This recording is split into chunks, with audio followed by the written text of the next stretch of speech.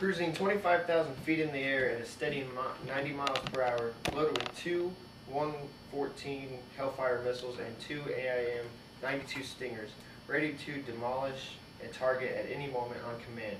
No pilot, no co-pilot, no crew, no problem. This is the most useful and powerful remote-controlled airplane. What I'm going to talk to you about today is the Predator-style unmanned aerial vehicle, which is used now in the Air Force. First design that they had was the Predator MQ-1, which was also known as the RQ-1. It was just called a reconnaissance plane. It's 27 feet long, 6.9 feet high. It has a wingspan of 48.7 feet, which covers an area of 123 square feet. At empty weight, it sits at 1,130 pounds, and completely loaded sits at 2,250 pounds. Maximum speed is 135 miles per hour, but the cruising speed is 81 to 103 miles per hour, at an altitude of 25,000 feet. The MQ-1 can be loaded with two Hellfire air-to-surface missiles, which are primarily used for armored vehicles and tanks, hard metal like that.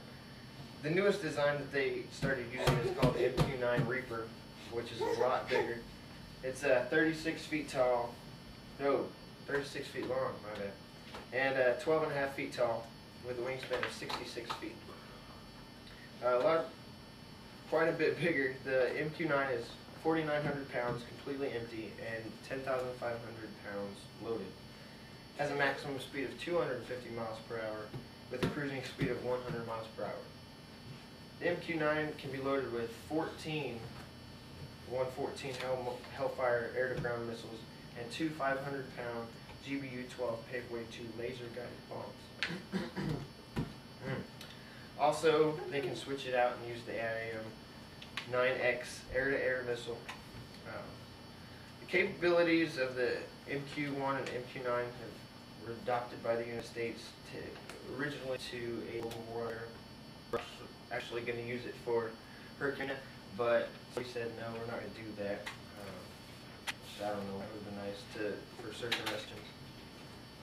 Right now it's being used in Iraq, Afghanistan, and most Middle Eastern countries for surveillance and offensive type missions. The Predator is completely ground operated and has many different operating points. One of them, the main hub, being Creech Air Force Base, Nevada, which, by the way, is where I'm going to be working. Also, the Air National Guard uses Ellington Field, Texas, and March Air Reserve Base in California. There's a few other bases. One of them is Cannon Air Force Base in New Mexico, and they're actually starting at Nellis Air Force Base, which is in Nevada also. Over the past 10 years, the Air Force has funded a lot of research, development, and production of the UAVs. One of the reasons for that is because there's little to no possibility for crew or pilot injury because there's nobody in the plane at all. It only takes two people instead of a whole crew of people, of at least four, to operate the plane. And to go along with that, there's the pilot, which flies the plane, of course. Pilots do. And also there's called sensor operator, which his main responsibility is to operate the surveillance camera to analyze terrain. It's on their little screen. And also they work with the mission coordinator to get targets and people of interest that they're supposed to pay attention to and possibly kill. Said something a little bit earlier about deployments. A lot of the reason that they're using them now is because it cuts back on a lot of deployments from Air Force members and Army and everybody else. But usually one person is deployed at a time. They go out and what they do is they launch the plane at the beginning of the day and go home, sleep, do whatever they want to do.